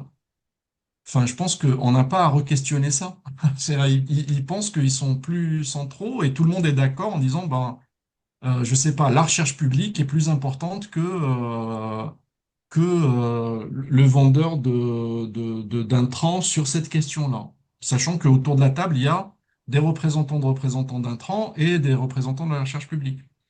Donc en fait, c'est quelque part, c'est une vision partagée et avec un accord collectif sur que c'est comme ça aujourd'hui. Tu vois, Myrto? Donc en fait, c'est quelque part En fait, la carte, on s'en fout des axes et de la carte, en fait. Encore une fois, je l'ai dit 3 fois. Mais ce qui est intéressant, c'est le processus qui se passe autour des gens qui partagent autour de cette carte pour dire, en fait, c'est ça l'action, c'est ça où on est les points de départ de chacun, et et voilà ce qui nous manque pour aller ensemble vers cet objectif. C'est ce processus-là qui est limite plus important et quelque part que les axes ou le résultat de la carte, ça soit un flou, un malentendu, c'est pas grave à partir du moment où le malentendu, il a poussé les acteurs à converger et à agir. Voilà, je fais une réponse un peu pas académique, mais je laisse Valérie compléter ou... Oui, juste en précision, c'est-à-dire ne pas oublier, et ça on insiste beaucoup là-dessus, qu'il y a autant de cartographie possible qu'il y a de Mm, personnes autour de la table, quoi. C'est mm, vraiment un point important à avoir en tête, c'est-à-dire que on est dans des narratifs et on est aussi dans des représentations que vont avoir les gens à un moment donné. À ce moment-là, dans ces interactions, dans ce qui va se jouer autour de la table, voilà comment on va classer une RAE, voilà comment on va considérer la technicienne administrative administratrice de la COP. Mm. Et puis d'autres acteurs ne verraient pas les choses comme ça, mais n'auraient sans doute pas identifié la même question. Mm. Donc, faut pas oublier que c'est à la fois une manière de définir ce qui fait problème ou sens commun pour les acteurs et comment ils se voient en capacité de résolution du problème posé. Mm. C'est ça qu'on cherche à faire. Après, sur le résultat en soi, alors qu'il soit décevant ou pas, original ou pas, à la limite, peu importe, hein. C'est pas Mm. ça qui est en jeu. Ce qui est en jeu, c'est ce sur quoi les acteurs vont s'entendre, pardon, comme action à mener ensemble. Mm. Donc, c'est le faire ensemble qu'on essaye de catalyser autour d'une question commune et de leviers qui vont être définis collectivement. Donc, on est vraiment, tu vois, dans le champ d'une démarche participative qui va partir en peu de temps, parce qu'effectivement, on n'a pas fait les ateliers hardis de Commode, hein, c'est plusieurs jours, c'est des enquêtes avant. On n'a pas fait, comme c'est proposé dans le guide DST non plus, voilà, toute une série d'enquêtes, puis on a des ateliers, etc. Donc, on est vraiment là sur quelque chose qui se veut efficient au sens de où ça va vite. Donc, effectivement, il y a des trous dans la raquette, hein. Si c'est ce sur quoi tu veux mettre l'accent, on est complètement d'accord avec ça. C'est-à-dire qu'effectivement, il y a des trous sur la raquette, mais comme on le voit beaucoup dans d'autres méthodes, c'est-à-dire que ne sont là que ceux qui veulent bien être mobilisés, qui veulent bien répondre à ce type de démarche d'enjeu, qui contribuent à la formulation de la question, à son expression, à sa formalisation, à son explicitation, ça aussi, et qui vont jouer le jeu d'identifier des parties prenantes, tu vois. Donc, l'exercice a les limites que d'autres ben, qu'on a quand on fait du Cali, tu vois, et qu'on collecte de la donnée. Tu fais des enquêtes Cali en entretien, ben, tu auras bien ce qu'on veut bien te dire à ce moment-là. Voilà, tu reviendras 3 ans plus tard, on te dira peut-être pas les mêmes choses, mais le problème ne sera pas le même. Donc, je ne sais pas si c'est tant ça que tu voulais dire, hein, ou si c'était vraiment la spécification des axes en soi. Mm. Et c'est ça qui n'est pas clair pour moi dans ce qui a été formulé. Mm. En fait, je pense que votre réponse, elle me permet de beaucoup mieux comprendre. Parce que pour moi j'avais vraiment une question sur comment les axes étaient définis. Mais ce que vous dites, ça permet de mettre l'accent sur le fait que bah, cet outil il permet de faire parler les acteurs et derrière de partir de ça pour une démarche. Donc ça me semble plus clair. Et du coup, hâte d'entendre ce que Emma et Laure vont dire, à dire là-dessus sur comment ça ouvre aussi des portes pour la suite. Merci. Oui, ça n'a pas d'autre vertu que ça. Mais ça ramasse dans Ça le dure. temps ce que d'autres méthodes proposent de faire en plus de temps. Mais évidemment, on n'a pas le même résultat. Enfin, on est bien d'accord, on n'a pas la même profondeur d'analyse. Mais on n'a pas rien. C'est ça qui est intéressant. Mm. Est-ce qu'il y a d'autres éléments alors, ouais, du débat? Je ne sais pas. Et donc, s'il n'y a pas d'autres questions, on va faire le témoignage à froid. Mm. Donc, Emma, si tu veux bien prendre la parole et nous dire ben, comment tu revis l'exercice aujourd'hui, ce que tu en as pensé, etc. Et puis, on confrontera avec ce que vous aviez dit, Laure et toi, à l'issue du crash test. C'est moi qui va allumer mon son, toi ton micro. Ouais, comme ça m'énerve pas. J'entends. On t'entend pas, en tout cas, moi, j'entends pas. Ok. Mais du coup, en fait, on sait pas si... Vous m'entendez bien? Oui, maintenant, oui. Là, c'est bon. Parfait. Qui entend Et je pas sais déjà. pas. Moi, j'ai plus mon son. Non, mais si, c'est bon. Ok. Du coup, parfait. Merci beaucoup. Euh, Donc, je voulais juste refaire une toute petite précision avant de commencer le retour sur un petit malentendu que j'ai vu sur la carte et après dans les échanges sur le fameux technicien distributeur de la COP. En fait, et j'ai pas fait attention au moment où on a fait l'atelier, sans doute aussi, il ne fait pas partie de la COP. Ce Ah, technicien, c'est un technicien commercial, enfin voilà, commercial d'une entreprise de vente de produits privés à côté. Voilà, donc il n'en fait pas partie. Ça c'est quand même assez important, je pense. Et aussi, voilà, par rapport aux commentaires que les coopératives ont un rôle important, mais qu'elles le prennent pas forcément assez. Je vais pas forcément voilà, beaucoup m'étaler là-dessus parce que c'est pas forcément le sujet du jour, mais en tout cas, c'est pas forcément moi le ressenti que j'ai et c'est pas forcément le ressenti que j'ai dans mon terrain, en tout cas, dans les terrains dans lesquels je suis. Et les deux coopératives sont impliquées et volontaires pour travailler avec nous et même très dynamiques pour certaines et pour certains acteurs des coopératives dans la volonté de cette fameuse voilà, capacité d'action et état de concernement.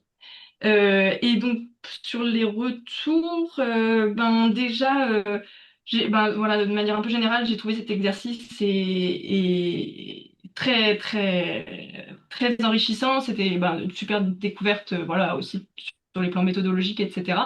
Euh, et voilà, super bien animé aussi. Donc en effet, c'était dense, mais c'était voilà, dense mais très riche.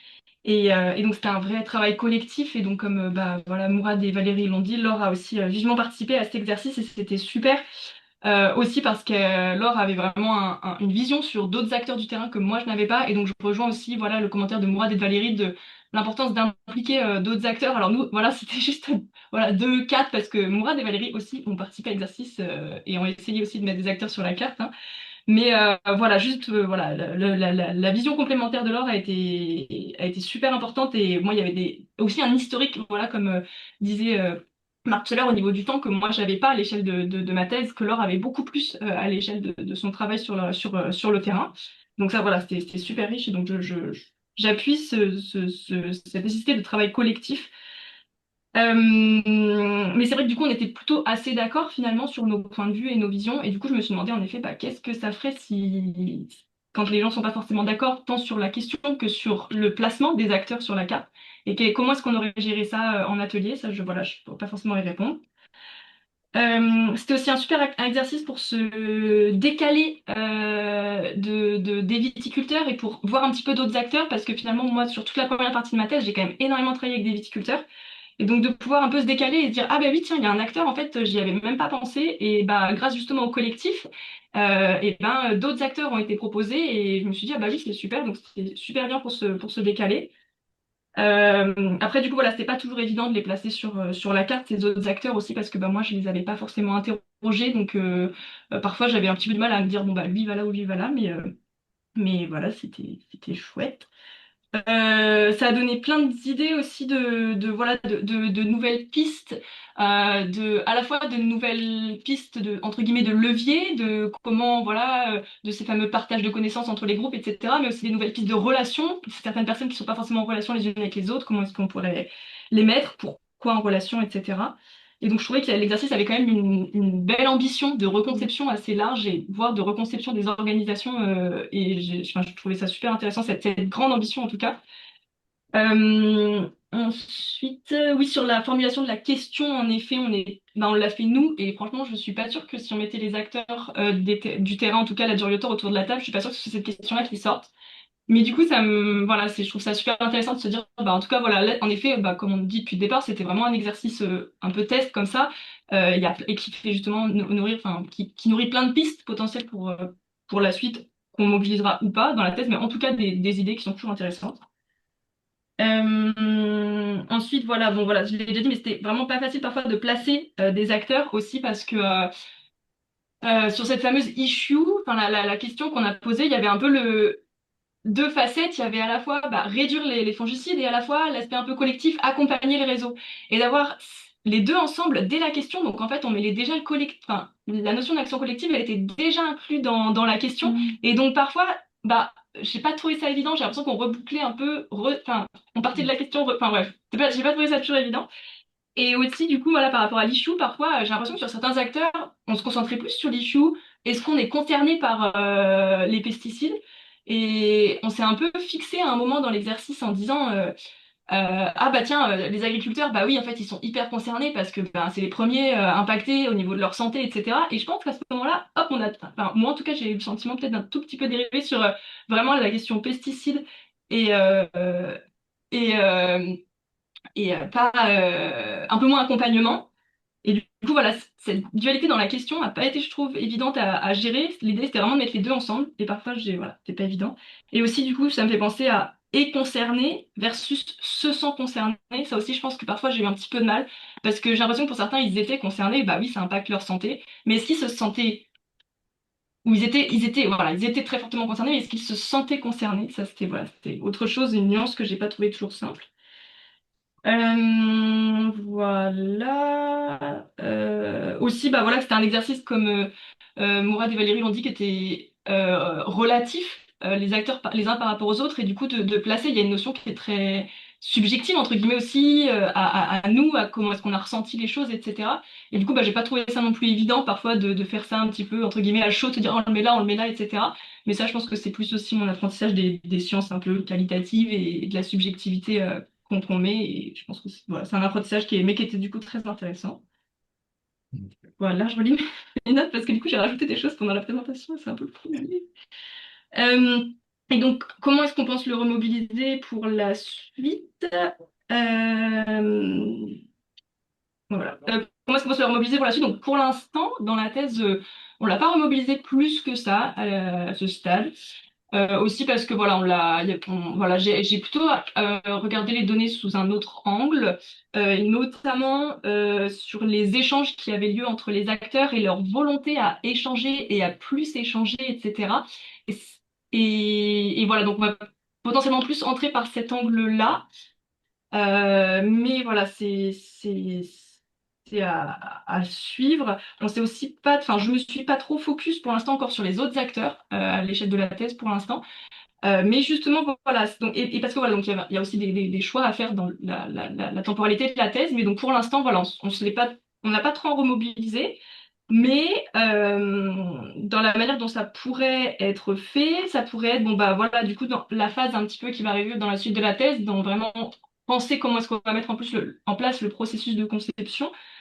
Ça pourrait être de réfléchir bah, justement à ces autres acteurs que moi, j'ai pas forcément plus interrogé que ça dans mes entretiens. Ben, est-ce que c'est important de les inclure vis-à-vis du coup de leur degré d'importance et de capacité d'action, ou est-ce qu'on les laisse de côté pour le processus de conception? Pourquoi? Qu'est-ce qu'on fait avec eux en amont? Est-ce qu'on a un travail préliminaire à faire en amont de la conception avec certains acteurs et pourquoi? Ça pourrait être en tant que tel aussi un outil pour un atelier de conception, à réfléchir pour quels besoins, sur quel terrain, etc. Mais voilà, j'ai l'impression les sorties peuvent être super intéressantes, mais voilà, à voir pour quelles questions et pourquoi. Et pareil, ça permettrait de réfléchir aussi au profil qu'on chercherait à mobiliser pour les ateliers de conception. Est-ce que volontairement, on cherche à avoir des profils de la bulle en haut à droite et des profils au milieu ou pas? Est-ce qu'on travaille interprofil? Pourquoi? Voilà, ça permet d'avoir une réflexivité, je trouve, sur la suite. Voilà, à voir comment est-ce qu'on le remobilise aussi dans la temporalité de la thèse et dans on pourra pas tout faire, quoi, mais en tout cas, voilà, ça donne des pistes intéressantes et je pense que j'ai assez fini. Ah oui, et si, j'avais juste du coup une dernière remarque c'était aussi pour répondre à Myrto sur la capacité d'action des fameux technico-commerciaux. Là, en fait, c'était de se dire, bah, encore pour rebondir, c'était sur cette double question, à la fois bah, de réduire l'usage, mais aussi d'accompagner. Et en fait, aujourd'hui, le fait est que les technico-commerciaux sont extrêmement implantés dans le réseau. Ils sont ils échangent énormément avec beaucoup et ils ont une place très importante. Et ça, c'est déjà une ressource qui est là et qui serait mobilisable, alors que par exemple, le PTB aujourd'hui est beaucoup moins présent sur le territoire et il y avait une animatrice avant, mais beaucoup moins aujourd'hui.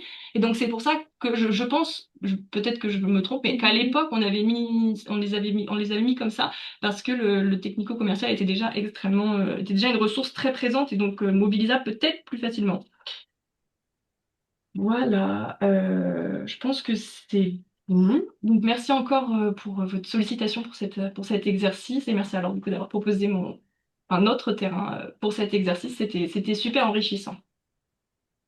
Voilà, j'ai Merci à fini. toi, Emma. Laure, je ne sais pas si tu veux ou pas compléter, mais pas de problème si tu n'as rien de plus à rajouter. Donc maintenant, je vais me permettre de vous faire parler. Donc, confronter là ce qui est dit avec ce que vous aviez dit au moment de l'exercice, donc juste à l'issue de l'exercice. Donc, Emma, ce que tu avais souligné parmi les tops, là, les points positifs, c'est que ça te faisait refaire le lien avec le diagnostic que tu avais fait dans la thèse sur le qui a échangé avec qui. Donc, je trouve que c'est quelque chose que tu redis un petit peu là dans le témoignage à froid. Et là aussi, tu es assez constante dans ce que tu as dit sur l'intérêt qu'il y avait eu pour toi à découvrir un nouvel outil que tu voyais à ce moment-là comme étant complémentaire. Et ce que tu avais dit aussi, que j'ai pas remis là, mais c'est vrai on l'a dit, on a passé beaucoup de temps sur la redéfinition de la question, c'est que ça t'avait, je crois, aidé, mais c'était aussi lié au format de l'exercice, c'est-à-dire que si on l'avait fait avec des acteurs de terrain, ils ne seraient pas sortis nécessairement cette même question-là, mais ça t'avait aidé du coup à peaufiner et à affiner en fait ta question de recherche dans le cadre de la thèse. Sur les flops, hein, bon, alors il faut beaucoup plus de temps pour faire l'exercice, peut-être même une journée, mais c'est vrai que, comme j'ai dit, hein, on avait passé quasiment 2 heures, je crois, sur les trois qu'on avait prévus, et on a débordé du temps pour bien spécifier la question de recherche. Et c'est vrai que tant que la question de recherche est pas claire, qu'elle parle pas, qu'on ne la sent pas assez précise, ben on sait que l'exercice, il va pas être une réussite. Donc, il faut vraiment prendre le temps de définir the question, comme dirait Marion. Ce que tu avais dit aussi, et ça j'insiste beaucoup, c'est que d'habitude, ce qu'on voit donc dans les autres méthodes que j'ai présentées avant, toutes ces grilles, elles servent à identifier les acteurs qui vont être enquêtés. Et là, c'était l'inverse en fait. Il y a déjà tout un travail d'enquête et de diagnostic qui a été établi. Et donc, ce que tu avais dit, c'est que tes enquêtes étaient un peu loin des fois et que du coup, tu avais un peu de mal à prendre du recul et à remobiliser le terrain d'enquête que tu avais fait. Et que du coup, ben là, tu l'as redit aussi, faire des catégories, ranger les acteurs en relatif les uns par rapport aux autres, comment on les agrège, sur quelle base, c'était pas si évident. Et c'est ça qui a nourri la discussion. Donc, ce qu'on dit là, hein, et ce qu'on vous redit avec Mourad, mais c'est que c'est pas tant le résultat en soi que le processus, en fait, et que ce qui sort des échanges, quoi. Donc, faut vraiment prendre ce travail-là un peu comme un objet intermédiaire, je dirais, qui permet de faire monter un peu les idées, de brainstormer, et puis de s'accorder chemin faisant sur ben, les catégories des axes et les acteurs, et du coup, les leviers d'action qu'on peut imaginer. Eh bien alors, du coup, tu rejoignais complètement Emma sur le Ah ben c'est long et c'est crevant. Et c'est vrai que ça nous a mobilisés pas mal, donc on était tous d'accord avec ça. Ce que tu avais trouvé aussi comme point positif, c'est que ben, c'était intéressant, autre méthode, autre manière de faire, et qu'effectivement, c'est ce que dit Emma à froid aujourd'hui, ce décalage, la manière dont ça a pu la décentrer, parce qu'elle était surtout restée centrée sur les agriculteurs dans le travail de thèse, et que là, elle replaçait ces agriculteurs dans un écosystème d'acteurs beaucoup plus large. Donc, le qui et qui fait quoi et qui agit avec qui, ben, c'est des questions qui sont ressenties et que cette méthode a amené à travailler. Et donc, du coup, ça a effectivement bien mis la focale sur qu'est-ce qui fait collectif, qu'est-ce qui est collectif, qu'est-ce qui fait action ou non, qu'est-ce qui fait faire ensemble ou pas. Et donc, eh ben, tu avais trouvé que ça avait forcé Emma à faire plusieurs allers-retours entre les différentes parties de la thèse. Voilà. Donc, ça, c'était les remarques à chaud à l'issue de l'exercice. Donc voilà.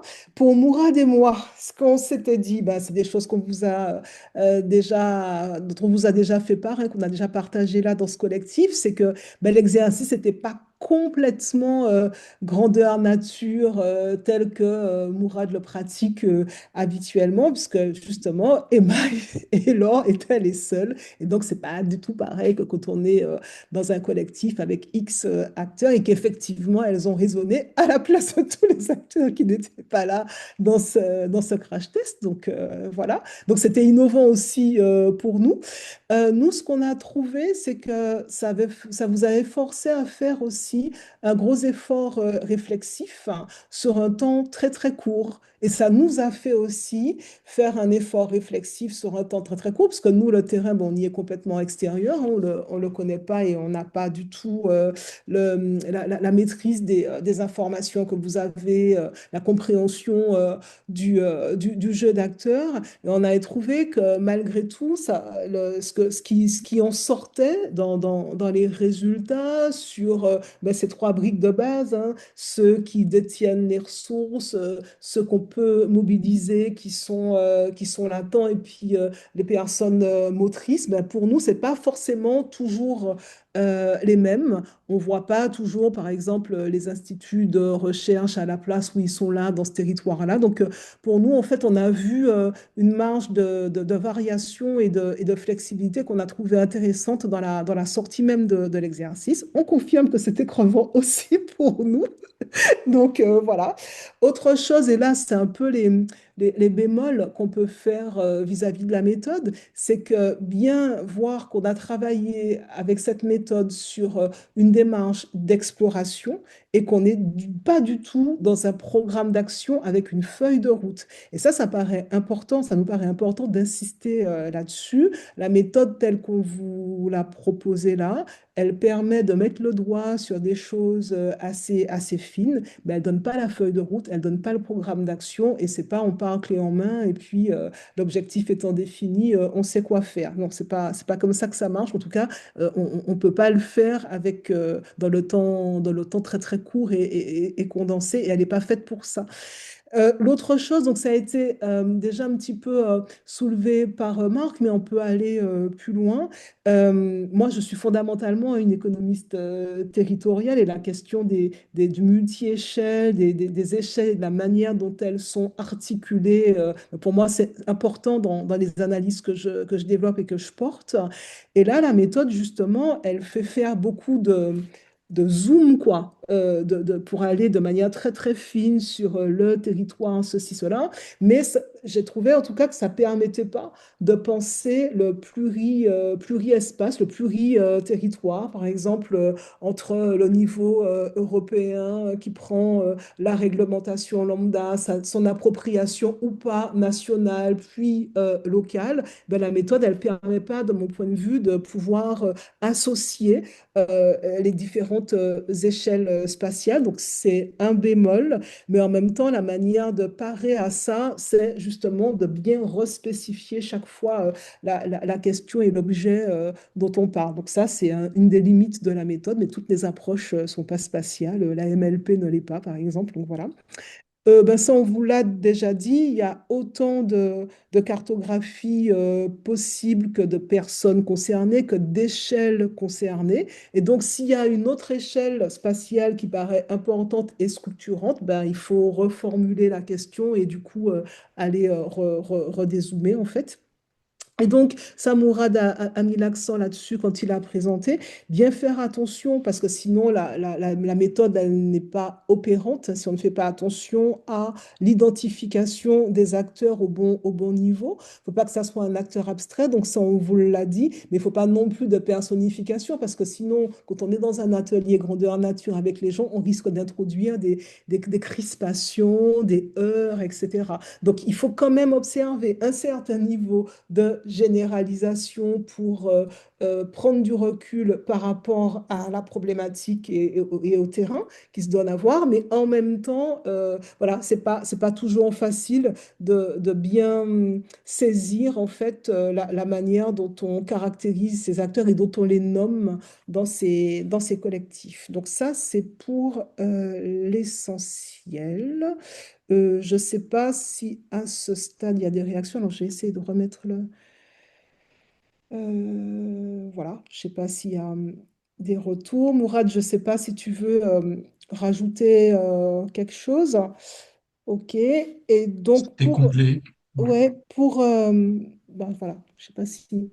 Donc, ok, pour terminer, c'était le dernier point, c'est vous dire un petit peu comment on se quitte et qu'est-ce qu'on vous lègue avec ça, donc par rapport à ce à quoi on s'était engagé. Donc, ce qu'on vous avait dit, c'est qu'on vous laissait une méthode qu'on estimait un peu opérationnelle tout de même, en la décortiquant avec vous, en la montrant et en ayant fait le choix de l'appliquer sur un terrain test. Donc, pas complètement comme on le fait, comme on l'aurait fait comme Mourad la pratique avec des vrais gens des territoires, mais ça n'empêche pas de le faire. Et donc, ce qu'on vous laissera, c'est ben, ce PowerPoint de toute façon. Et là, on est en train de rédiger ce qu'on n'a pas fini, hein, une sorte de synopsis qui redéfinit bien les slides, les redécrit bien. Donc, une espèce de... Alors, moi, j'ose pas appeler ça guide parce que ça sera de loin pas aussi fouillé que le travail qu'avaient fait Marion et collègues, hein. Mais c'est quand même un petit pense-bête mémoire qui vous redonne les points clés, les jalons clés, les mises en garde, donc de ce à quoi prétend la méthode, de ce qu'elle fait et de ce qu'elle ne fait pas, et puis surtout de ce qu'il ne faut pas oublier quand on prépare ce type d'atelier. Donc, c'est une demi-journée, une grosse matinée, une grosse après-midi, mais c'est pas du tout plusieurs temps longs d'investigation sur le terrain. Et surtout, ça se place déjà après avoir collecté un minimum de données sur le terrain d'étude. C'est-à-dire qu'on n'est pas en terrain vierge, quoi. Il y a déjà eu un travail de connaissance et d'appropriation effectué sur le territoire. Voilà.